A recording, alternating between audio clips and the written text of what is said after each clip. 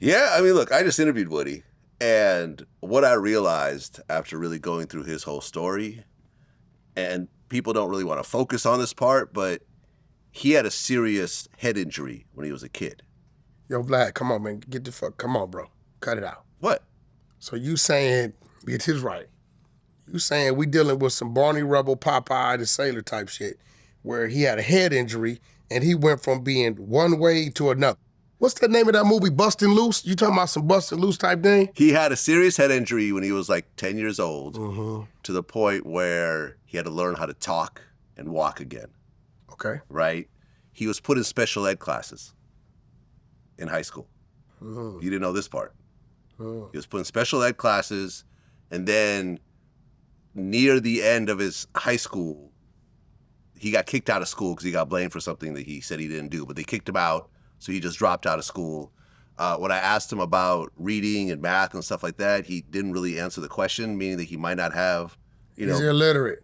Okay. He might not have basic reading and math ability. Well, Vlad, why don't you go get the medical receipts to show that this happened? Look, this is the story that he told. I can't vouch for every part of it, but he has, I think, like a scar like on his forehead and stuff like that. See the guy right here? I was 10, I got hit in the head.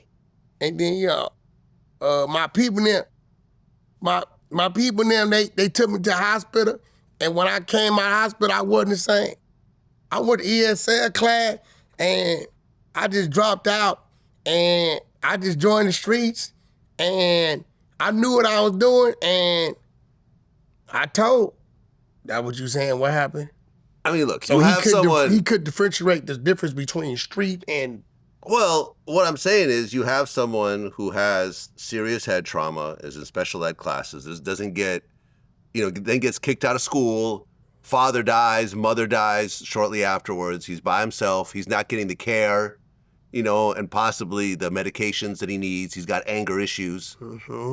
And it sounds like the everyday youngster growing up in the streets. We fall off mini bikes, we get jumped, we play football, we crash vehicles and hit our head on the steering wheels and jump out, and we got fathers as drug addicts and mothers that we don't know where they at. We're raised by the grandmother that really can't get around. Is this the things you're talking about? Yeah, but not everyone ends up in special ed classes.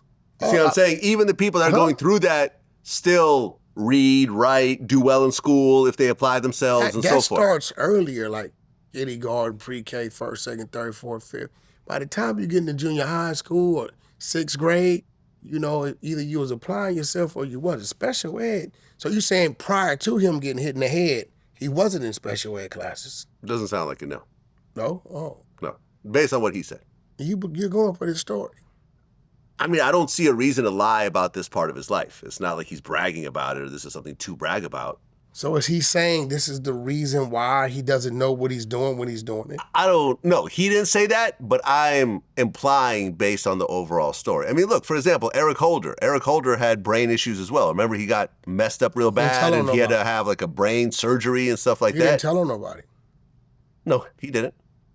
But he was also very violent is what I'm saying. I'm talking about the violent part, not the telling part. You don't have to become a product of your environment. Depending on what position you playing in anything. Depending on what position you playing. You playing water boy, you all right. You playing kicker, punter, you all right. You running that ball, you playing linebacker, DN or something. Yeah, it's gonna get a little physical.